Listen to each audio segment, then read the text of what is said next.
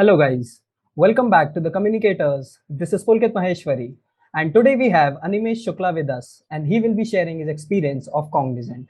So, first of all, welcome Animesh to our channel, and how are you doing? Thank you, Bia. I'm really good. I'm really good. How are you? I'm also doing good. And first of all, please introduce yourself to our viewers. Yeah, sure. So my name is Animesh Shukla, and I'm from Kanpur, Uttar Pradesh. So I've done my schooling from here itself. And during the school time, also I was pretty much into sports and all, and in extracurriculars, I was quite active in school as well. Then after completing the school, I decided to go ahead with BTech, and then I shifted to Pune and started my bachelor's in technology from the Electronics and Telecommunication Department of Bharati Vidyapeeth College of Engineering, Pune.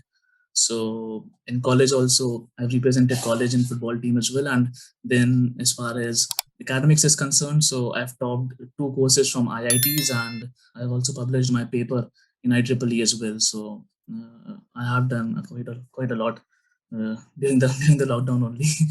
Yeah. Okay, that's great. We'll start with the selection procedure. So, please tell Yeah, our sure. viewers how did you apply for the Cognizant and for which position have you got selected for? Yeah, sure. So, we got to know about Cognizant from the college itself. So, there are basically four profiles in Cognizant, and at that time, Cognizant was hiring for Gen Z Next only. So, I mean, Gen Z Next has a higher package, around 6.7 lakhs per annum, and then there are other profiles as well. So, at that time, we were asked to apply for Gen Z Next only. So, there's a platform Superset. At that platform, we were asked to apply and upload all of our applications, Aadhaar card, college ID, everything onto that only.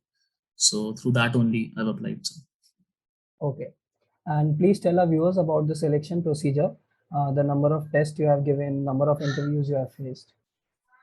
yeah. So there were basically four procedures. The very first one was the resume shortlisting.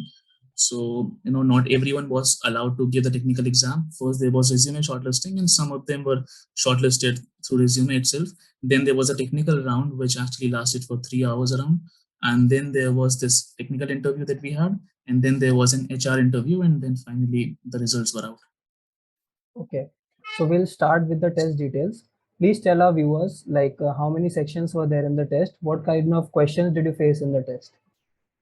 Yeah. So the test was, pretty much difficult. I mean, for a person from the non-coding background, it was quite tough. So I mean, the syllabus of the test was more like data structures and algorithms were asked. I mean, there was, I mean, in the test there that lasted for around 3 hours. So for around half an hour, there were like MCQs. So MCQs were from the topics of SQL, database was there. Then there was web development side, HTML, CSS was also there.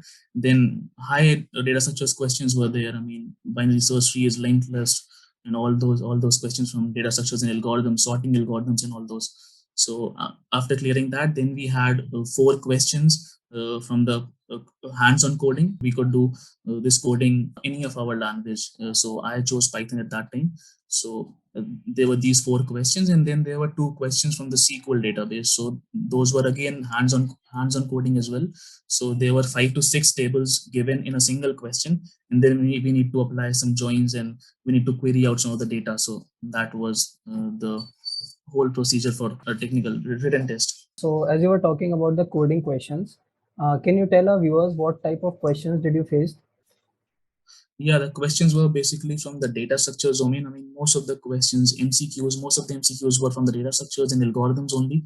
The sorting algorithms, multiple sorting algorithms were asked, binary search trees, linked lists, then some questions were on arrays and all those. So data structures was heavily asked over there. Then from the SQL also, SQL was also quite high level also, and it was like normalizations were, I mean, a table was given, and then there we were asked which normalization does the table fall in. So I mean, these sort of questions from the SQL database was asked, and some of the questions from the HTML and CSS were asked. So those were pretty easy, but the proportion of those questions was quite less. Okay, so as a whole, how would you rate the difficulty level of the test on a scale of 1 to I 10? mean, yeah, I mean, the test was quite difficult, and around from our college, I mean, as far as rating is concerned, I would actually give around 7 rating out of 10. The paper was pretty difficult, and not many people were able to qualify this paper as well from the college itself. So the paper was quite tough. Okay. So coming to the interview, please tell our viewers about what type of questions were asked in the interview and how many panelists did you face? Yeah, so I mean, I actually forgot about one thing to mention over here. So in Gen Z Next profile, what they did was, the best thing that there is with Gen Z Next profile is ki we can actually we can actually choose the role based upon our preference. So, for example, if I am interested in data science, so I'll choose data science over there. So there are some around 7 to 8 roles mentioned over there, and based upon your preference or based upon your liking, you can choose that role. And then and this was done during the application itself. So when I actually applied over there, so that is the time I mentioned that I wanted to be a data scientist in Cognizant. My interview was totally based on this only. So since I applied for data scientist position, so my interview wholly went into that direction only. So you need to be very careful. I mean, you need to choose the profile that you want to be into in Cognizant. That is the most important thing.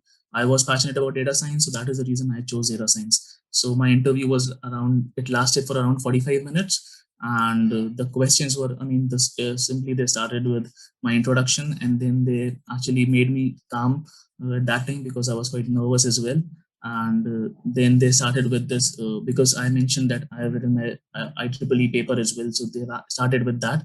So basically, they will start with some of your projects only. So whatever projects you have done in your domain during your engineering itself. So after that, then they move towards, because statistics is the core element of data science. So they asked around, I mean, my interview, around 25 to 30 minutes of my interview went into statistics only, and I was quite comfortable with it. So that was the reason. So we had me and the interviewer had a quite good interaction at that time. We were actually having a discussion then. So then some of the questions were asked from Python. I mean, 2 or 3 questions were asked from Python, and 2 or 3 questions were asked from SQL database. And then at the end, they gave me a case study, and then they actually asked me, how would you approach it? So in that way, the interview went. Okay. The interview was really good. Yeah. Yes, sir. So as you were telling that questions were from data science statistics, were there any questions that were CV specific? Yeah, I mean, CV specific. No, actually, at that time, because whatever I mentioned at that time, I mentioned that I have written my IEEE paper. So that was the reason they moved ahead with that. Because I mean, at that time, I really don't think they would have had my CV at that time. Or I mean, I really don't think at that time. CV specific questions were not there. Okay. And how would you rate the difficulty level of the interview on a scale of 1 to 10? I mean, the difficulty level, because I knew the questions, I know the basics of data science. I have put in a lot of effort into it. So the difficulty was, I mean, for me, the interview was not at all difficult because if you know it, then definitely it's not difficult. So for me, but yeah, definitely they would actually go into the basics, and for each and every profile, even for my friend's profile also. So they will delve into they will understand how much depth do you have in that subject. So whatever subject is required, so the depth will be checked at that time. So difficulty level was around, I mean, 5 to 6 around. Okay. So as you are from 2022 batch, so you must Yeah. have not got your joining till now. But have you got any internship offer from Cognizant? Yeah, they, for Gen Z Next position, they have an internship offer, and the internship will start from January 1st, and it will be around 3 to 4 months internship. A paid internship will be there, and then after that we'll be getting our joining letters and also. Okay. At the end, do you have any special tip for our viewers so that they can clear the test as well as the interview in one go? Yeah, definitely. I have one tip for everyone over here. So, irrespective in whichever domain you are working into, irrespective of whichever domain you are from, I think coding is nowadays is quite important. I mean, even if you don't want to get into this proper coding domain, this proper computer science, this proper software developer roles, but then also coding will help you somewhere or the other. So, start coding. And the second point is, after you've actually learned some of the languages, I mean, after you're comfortable with one language, then you can start learning data structures and algorithms, because that is the most important thing. And in any of the coding, in any of the technical interviews, I mean, if it's not for Cognizant, any of the companies that will be visiting to your campus, definitely they'll be asking, definitely most of the questions will be from the database and algorithm section.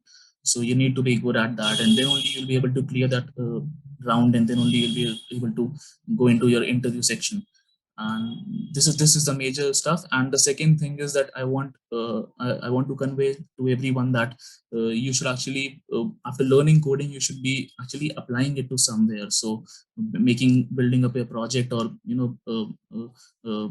making any of the projects that you want, and in any of the domains. I mean, for example, I found my interest in data science, so I actually move ahead and I've done some of the, at least I've achieved something in this domain. So similarly, you can choose your domain. And in Gen Z Next profile, I would actually like to add that there are multiple profiles. That cyber security engineer is there, AI engineer is there, then web developer is there, then full stack developers are there. So I mean, in any domain which you like, you just need to, I mean, you need to have some of the projects listed, and you need to have a good hold on that projects as well. So after learning this coding thing, after learning these data structures and algorithms, you need to apply this knowledge to somewhere, so that you can actually show the recruiter that you have the skills that they need right now. So that is also. Okay, Animesh, this is it from my side, and I have tried to cover all the topics. If our viewers have any other query, they can write it down in the comment section. We'll surely answer it. And also, if you are new to this channel, kindly subscribe to the channel for regular such interview experiences and interview preparation strategies, along with regular off-campus job updates. So thank you, Animesh. Thank you so much for sharing your experience. And I'm sure that the upcoming candidates will be highly motivated with this and can get an idea like how to prepare for Cognizant.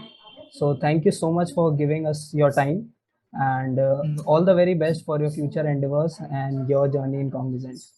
Thank you, Bia. Thank you. I mean, it was actually a very nice opportunity for me as well to convey my experience, whatever I learned throughout this year and whatever I got from my interview. So thank you, Bia. Thank you. Okay, thank you, Animesh, for joining.